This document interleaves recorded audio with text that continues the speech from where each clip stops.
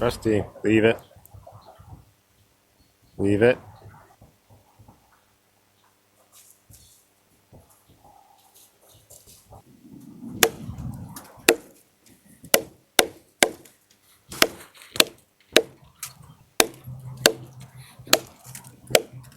Go on, get out of here. No, I'm doing important work, not for puppies. Go on, get. So that bird's head beak kind of bangs up my pinky there, so I found myself kind of slipping back. So it's not really like a muscle for just kind of chopping with a knife like this. It's not like a muscling thing. You kind of let the weight of the knife, do it. But it definitely works.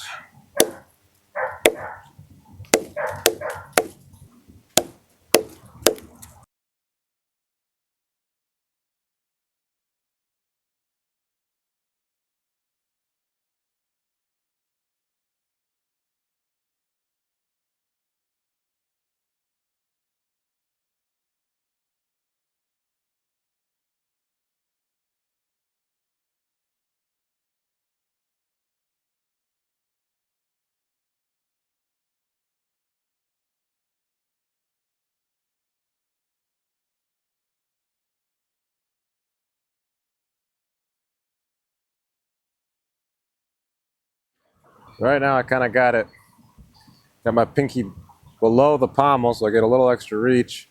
And these two fingers are sitting in that groove. That seems to be the most comfortable.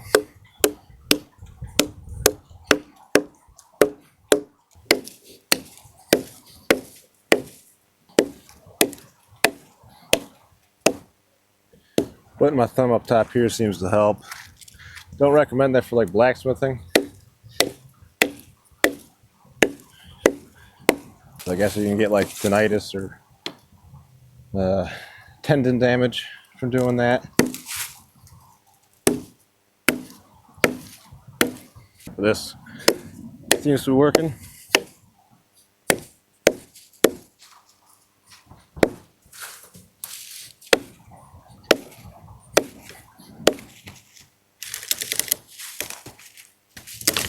There we go. Chopped all the way through, man. Hell yeah.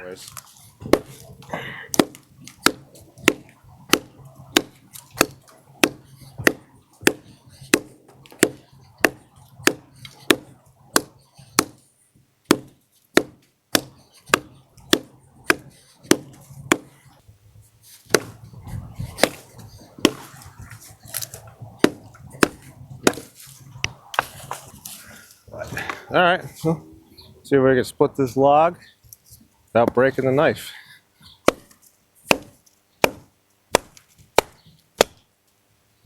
Well, broke the baton.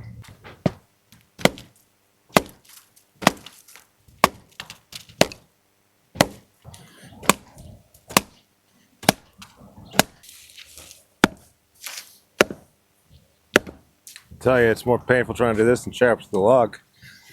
Beating the shit out of my hands. Not to mention the knife.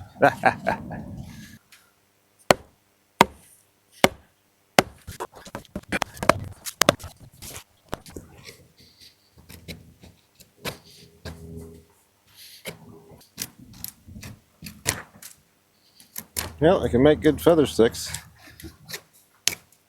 Now I'm trying to make some wedges here to kind of open this up.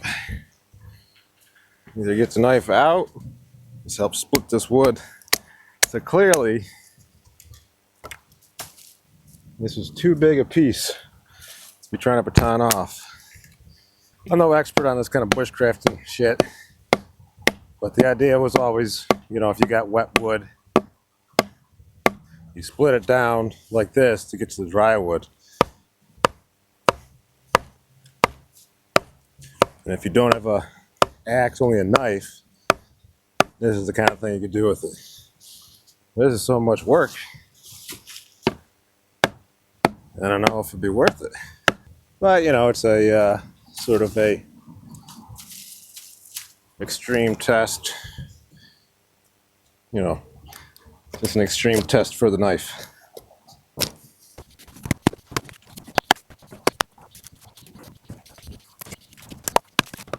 And now it's a test of will. So difficult. Let's see if I can do it, or if the knife can do it.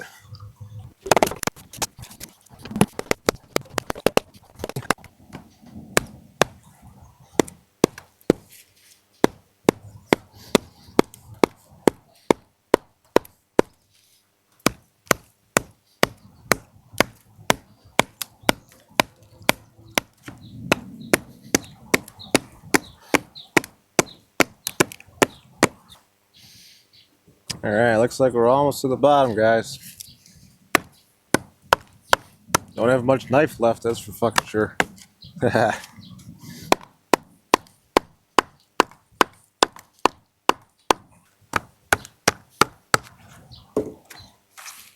can get the knife out now, that's good. Yeah, you can see it.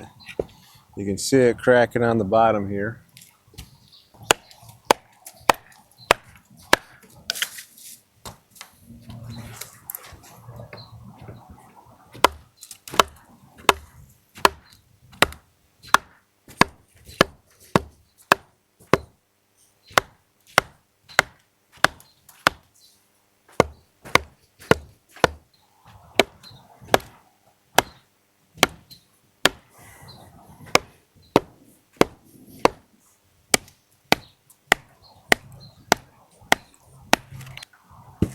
You're so close.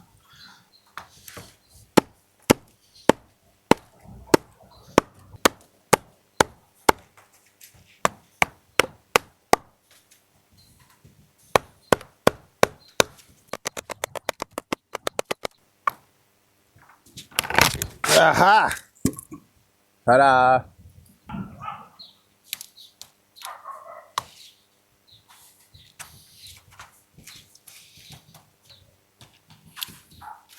Alrighty. Well, there you have it. Knife survived.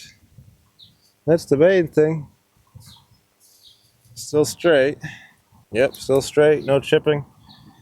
I doubt it'll shave hair anymore. Guess we can give it a shot.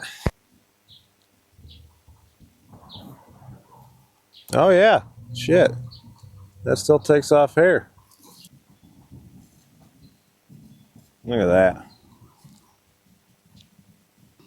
So I don't know if you guys can see it or not, but that definitely took hair off, so I'm happy about that. Alright, what should we do next? Maybe we see if we can start a fire in our little bushcrafting scenario here. I'm curious to see if this will spark a ferro rod. Yeah, we'll do it. It's not a very big one. Oh, there you go. So the unsharpened false edge has got a much better spine. I could always clean this up, grind this to have a little bit better of a spine, but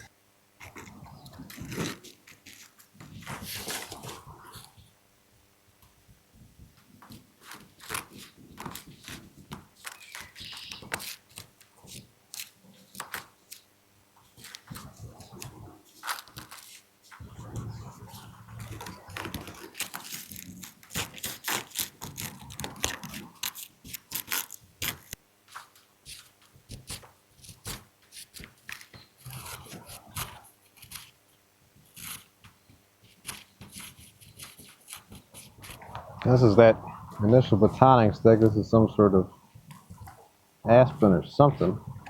Got that dry inner bark, or that fibrous inner bark. Some of this bark is fucking wet as shit.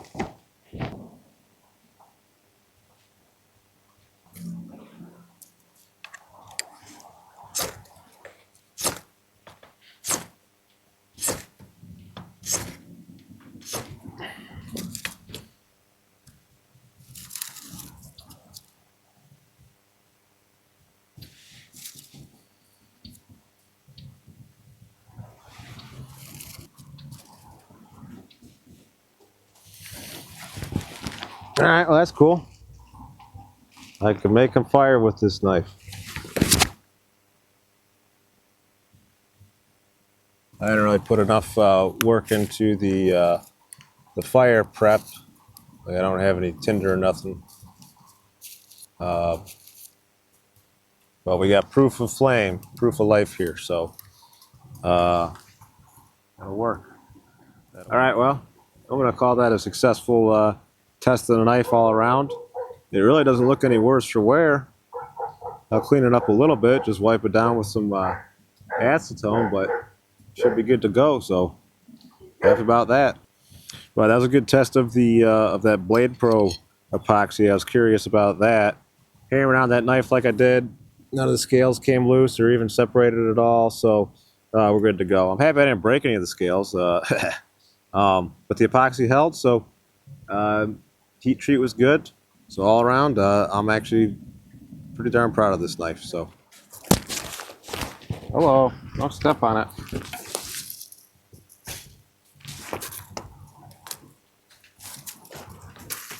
All right, I gotta go feed the dogs.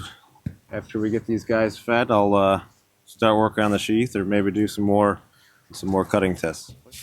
All right, now that this log has been split in half, let's see if it's any easier to get through this bad boy here.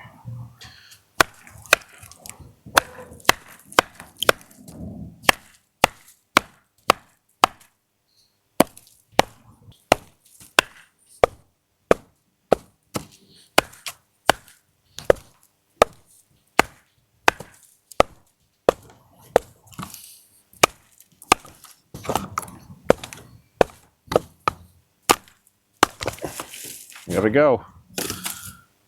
That's what it's all about. This piece of pine is still a little bit green. It was a tree that was dying and still had a little bit of needles wet at the very, very top, but it was right by the shed, so I didn't want it to die and then end up falling on the shed.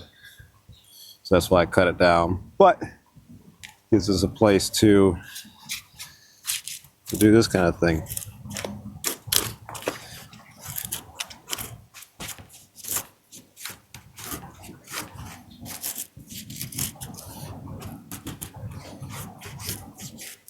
Seems to do good making feather sticks, huh?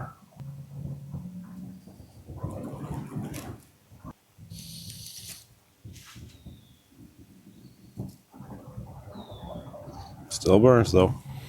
Okay, so it's been a few days, and I was doing some thinking about this knife, and in the spirit of bushcrafting, I want to try doing like a fire using a flint rock. So I got some char cloth here and a piece of flint, and so with that unsharpened false edge of the knife, I want to see if I can get a spark and get our char cloth lit, just with a just with a spark. So let's see what happens.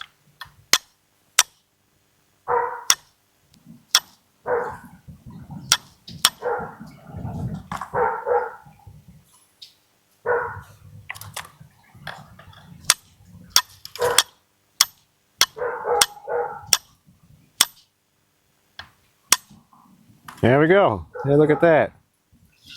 And you can see that char cloth going. So if I had the right tinder, I'd be able to get a fire with that. So that's kind of cool.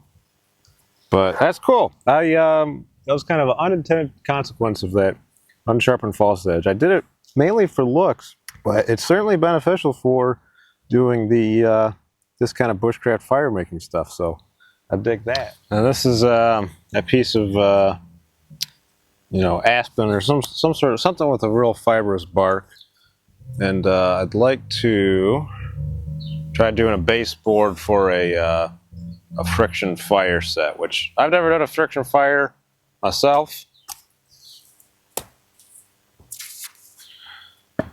So I'm not going to go through all of that.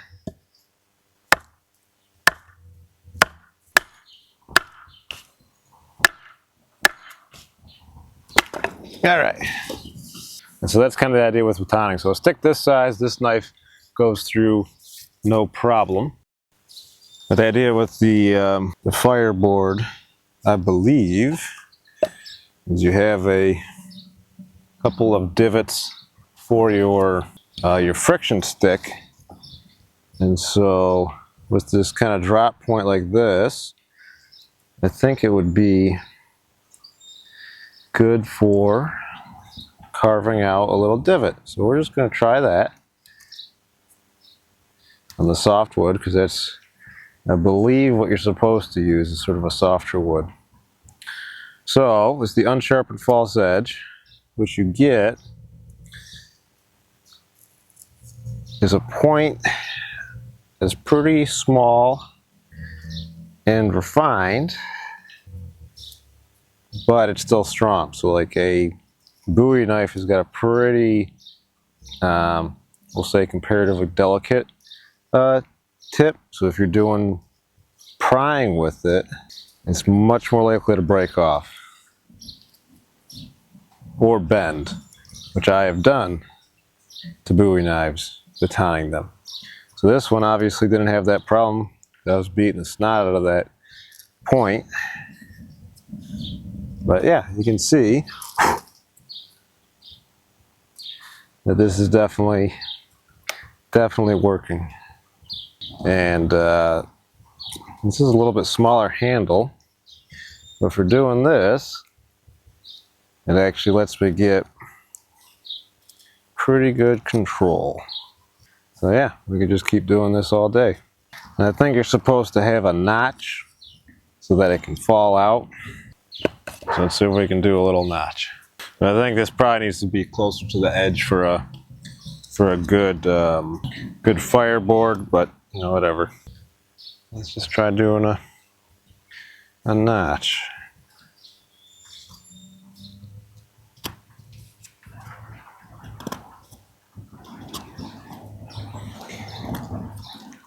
And making notches are also important for making primitive traps, which also don't know how to do that. One of these days I'll play around with it. But as a knife maker, I just need my knives to be able to do that. So there you go. Yeah, we can get a nice big notch out of this soft wood. And you know, again, the skinny handle and the jimping here, I'm not really finding the handle uncomfortable or unusable. So I'm happy about that. Not going to do all my handles like this. And if you've got smaller hands than me, I wear like a size extra large glove. You know, long fingers, but they're skinny. So obviously a small, and then, you know, with that unsharpened false edge, I can put my thumb here and use it like this for doing carving. If it was sharpened, I'd be wanting to go to the hospital right now. But yeah, I think that's the idea.